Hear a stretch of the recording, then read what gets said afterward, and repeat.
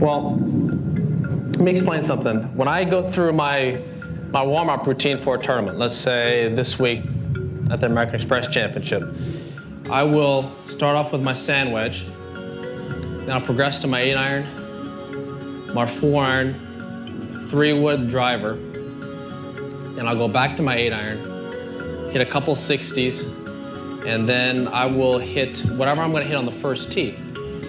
Whether it's a 2-iron, 3-wood, or driver, whatever it is, I'll try and rehearse what I'm going to do on the first tee. And if from all the way to the point where I'm pulling the club out of the bag, go through my whole routine. If I hit a poor shot, I do it again. So when I get to the first tee, I can always say to myself, well, I just did it about 15 minutes ago. I know I can go ahead and hit this shot right down the pipe. I got my 8-iron here. I have to hit a couple sand wedges. My 8-iron, I normally hit about 158 yards.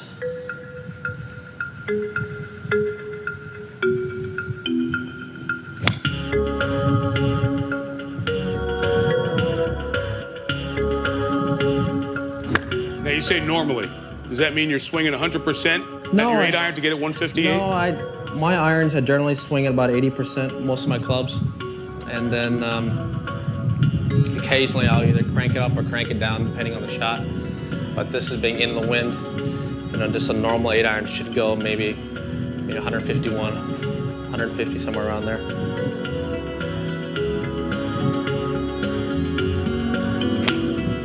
I believe what makes Tiger so good is just his trust in himself. We all know he's a great player, but he just has trust and belief in himself. He practices hard, and when he gets to any kind of difficult shot or any shot, he just trusts himself, and he has a complete 100% trust in his ability.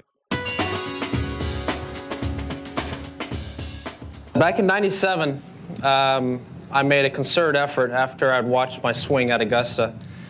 Even though I'd played well, I didn't like the way it really looked. It was a kind of cross-the-line shot, and I was swinging all out in order to try and keep up with the club and get it square. So I decided to work on my swing, dial it back, and really gain some control over my game, because day in and day out, I didn't really have a whole lot of control, honestly. Tiger is a very anal person who likes to be in control, and if he doesn't feel he's in control, I think that makes him antsy.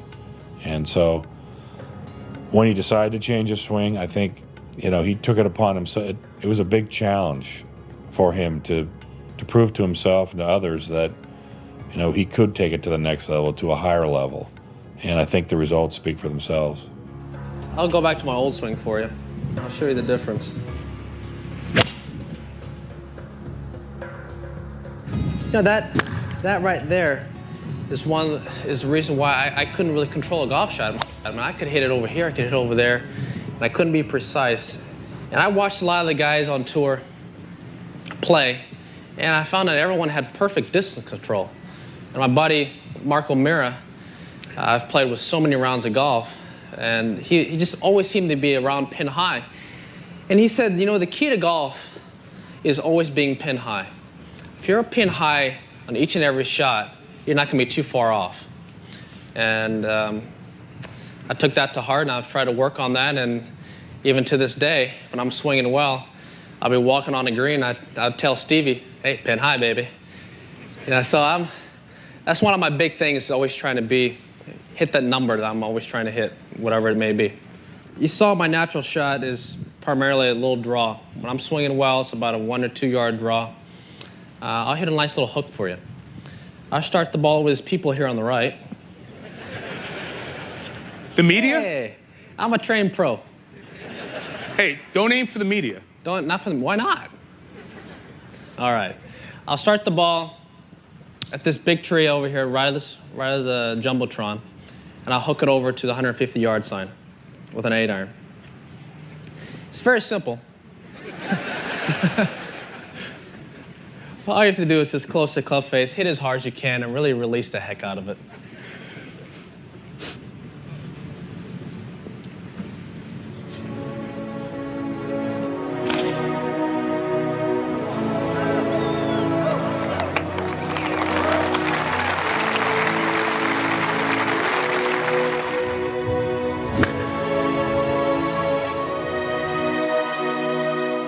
He can hit one shot at a time to the best of his ability more often than anybody else on the planet.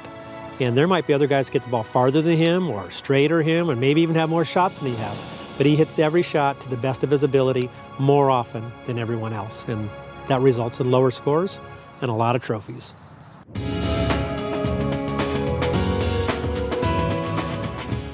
What I found with hitting long irons, the biggest thing that I'm always focusing on is making solid club contact. And it may sound simple, it may sound kind of repetitive, you may hear it from a lot of different people, but what I've found is if I can hit the ball solid with a long iron, it'll go the right distance. It'll bore through the wind. And a lot of times when I'm swinging poorly, I'll get away from mechanics and I'll just focus on just hit the ball solid for a while. Just go ahead and just make solid club contact and we'll just kind of figure it out from there. My forehand usually goes about 212 yards. As you can see, most of my shots here are drawing. If I want to hit a fade, one of the things that I will do is that in order to hit a draw or fade, I'll try and keep it very simple. I'll try and keep the club face point at the target and line up my body to wherever I want the ball to start out at and swing my body along, swing my club along that path and let the club head do the work for me. So let's say if I want to hit a fade, I'll line up on the 200 with my face, line up left with my body, let's say at the Jumbotron. I know. And then swing along my body line, let the club face cut the ball for me.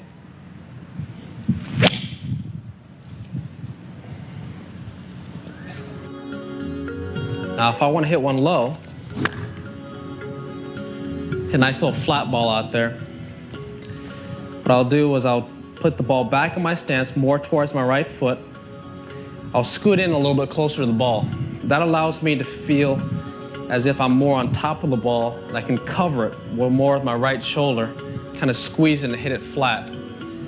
What I also try and do is try and feel the emblem on my glove goes at the target as long as I can keep it going there. And because I have a neutral grip, it's very simple to do, because if you have a strong grip, it'd be very difficult. If you try and get the emblem or your glove going at the target, you hit it straight left. And if you had a weak grip, you hit it right. It's one of the benefits of having a neutral grip. So I'll put it back in my stance, stand a little closer to the ball. Try and get the emblem of my glove going right at the target as long as possible.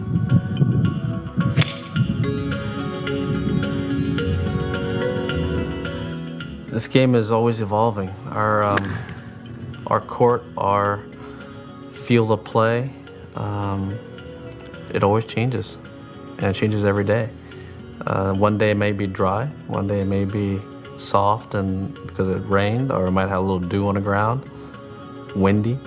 All these different variables happen, and you have to adjust. You have to be so adaptable at any moment, because it can change, and your game plan changes too. You got to be flexible in your game plan, and your mental strategy evolves as the day goes along.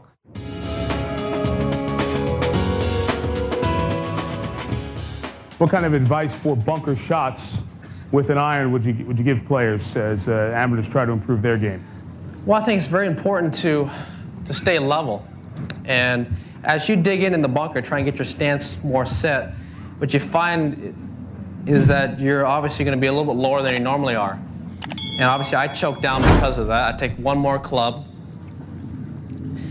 And what I really try and feel on each and every fairway bunker shot, I really try and feel as if my chin never goes down on my downswing. I have a tendency to kind of squat.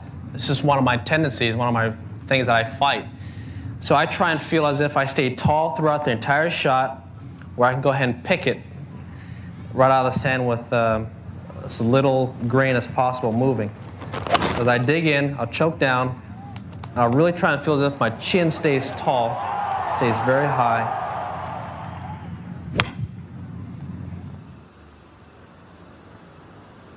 Bunker shots. Used to practice, hitting pitch shots 3 houses down from the home he grew up in Cypress, California. There was a park just down the street, and he would go over and and hit pitch shots over a jungle gym. Or his father would train him when he was a young boy, still under the age of 10, to hit wedge shots, flop shots over his father.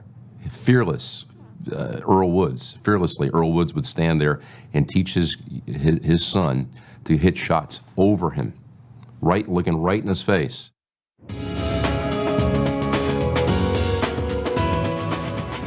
I'll hit a high one here for you. A nice high 8-iron. If I want to hit one higher, well, first of all, I'll show you a normal 8-iron again.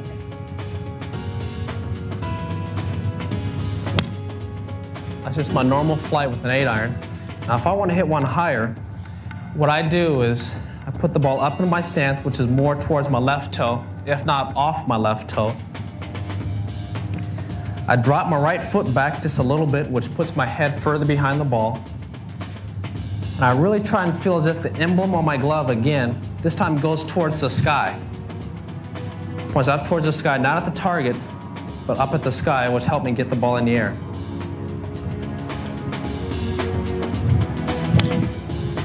There we go.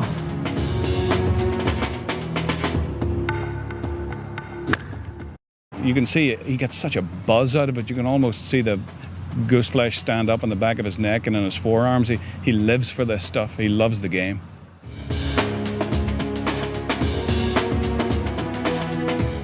Tiger's got a phenomenal short game, and he's worked very hard on that. And he relies on what he has to rely on, and uses his backup to do what he has to do to win. I have to say the routine is probably the most important thing in putting, or any golf shot, because you can kind of just focus on the routine and not necessarily the result. And my routine, as I said, a 36-degree walk around the hole. And as I step up into it, I've actually already got my ball lined up where I want it to start with the side stamp. I'll walk up to it. I'll take one look. I'll take 2 practice strokes, one. And as I start the downswing on the second practice stroke, I'll start looking up and get a feel of putting to the picture. I'll explain that in a little bit. Put the club behind the ball, one look, set my stance, 2 looks, and putt. There you go.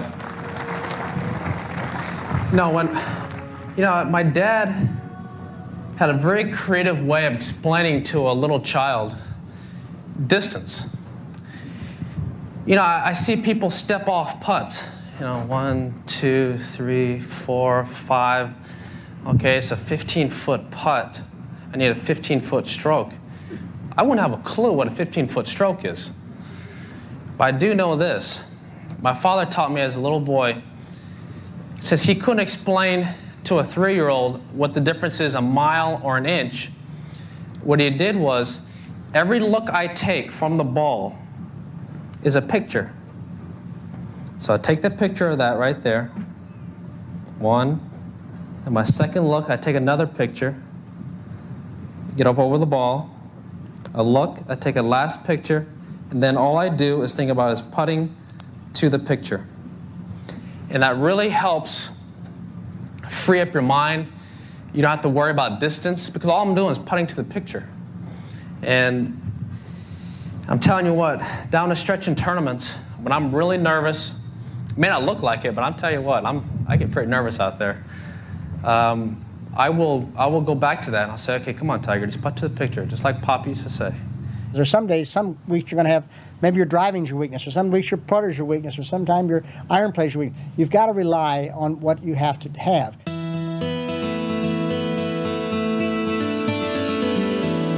The driver. Yeah, what about it? The one people always want to talk about. I hit it short and straight, that's me.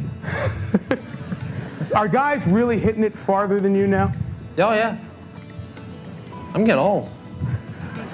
Pretty much. I'm not what I used to be. Well, how do you manage just to push it around, old man, to contend with these young guys? No, but the guys are working out now. The guys are getting stronger. All the young kids coming out now, hit it a long ways, but they eventually start throttling back a little bit, but try and get more control. But a lot of the college kids hit it so much further than we do on tour. It's scary. Mm-hmm. They're all just pounding it, which, you know, I did, Davis Love did, Fred Couples did, we all did back in college. But on tour, with the rough being as high and fairways narrower, you start throttling back to try and get the ball in play. So let me show you a nice normal drive here.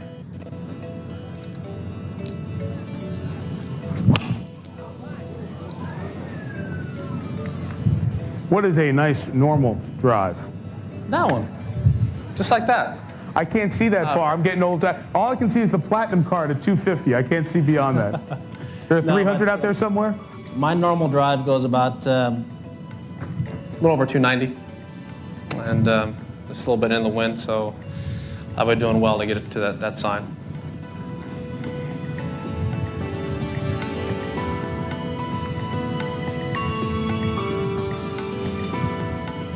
Sorry, bug.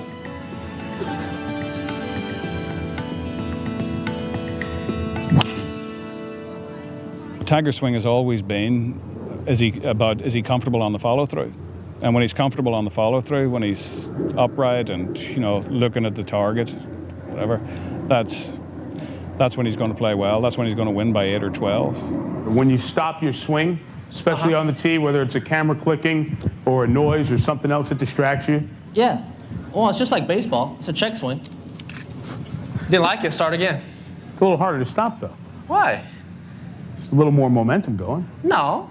The torque of your body up here? Yeah, it's the same thing. Concept-wise, isn't it? It is. No, but I've always been able to do it, and I think that's from playing baseball. Sometimes it hurts. I stop it so late that it puts a lot of strain on my elbow and my shoulder. I'm stopping it so late and holding on so hard that sometimes it does hurt a little bit. Yeah, it's part of championship golf now, more so than ever before, are more distractions, because there are more people out there now. There are more cameras. You know, golf has become louder, and it's changed. It's evolved, and there are more distractions. So you have to understand that and accept that. Let me hit you a shot that I'll hit, you know, down the stretch in a tournament. If I'm trying to get a ball in play, I'll go to what I call like a little trap fade, a low fade. What I'll do is I'll scoot a little bit closer to the ball, maybe, you know, 1/2 inch, 3/4 of an inch. And I will actually try and hit the ball. I will try and do this, hit the ball a little bit on the heel. I was always taught by my old pros from with the old persimmon drivers, hit the ball on the heel, it'll be a heel cut, it'll start out to the left and always cut back. And I've always tried to do that. Scoot a little closer to the ball, put it on the heel, and just hit a nice little heel cut, a little low cut out there.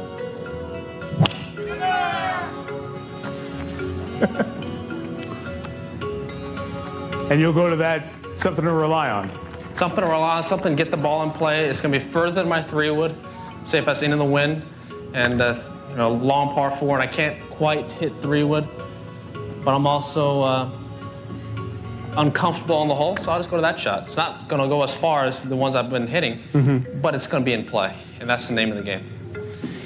Now, if I want to bomb one, hit a little bit further, what I'll do is I'll tee the ball up a little higher, just a touch, and what I'll try and do is obviously I'll speed up my swing. Those swings that you saw right there are about 80%, and I'll crank it up to about 90%, maybe even 95 at times, depends on how comfortable I feel that day. What I'll do is I'll put my head further behind the ball. Now, I don't mean by putting my head behind the ball like this, okay? What I'll do is I'll take my right foot and drop it back 1 inch down the target line, which naturally puts my head back that much more, which allows me a little bit more time to release the club more full and get more distance out of it. Something like this.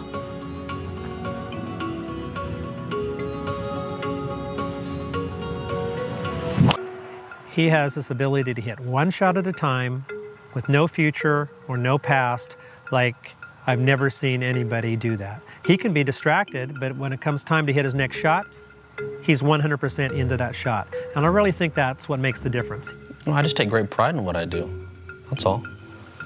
And I guess because I take great pride in what I do, I'm gonna give it everything I got. In order for me to give it everything I have to block everything out and then get into my own little world in order to do that. And that's what I have found to be successful for me. People thought this was computer generated.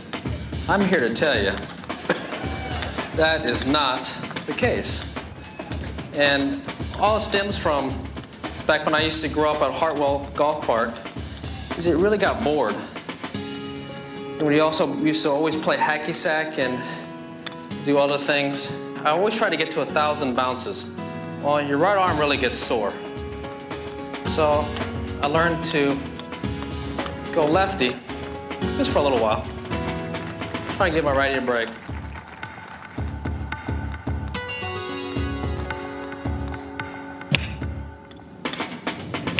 There we go. That better? You can't play the perfect game in golf. What you can do is you can beat it to a certain extent. My dad always said that par is a playing field. It's what par is, 72, 71, 70, whatever par may be on that particular course. Well, anything under par is you beat the golf course.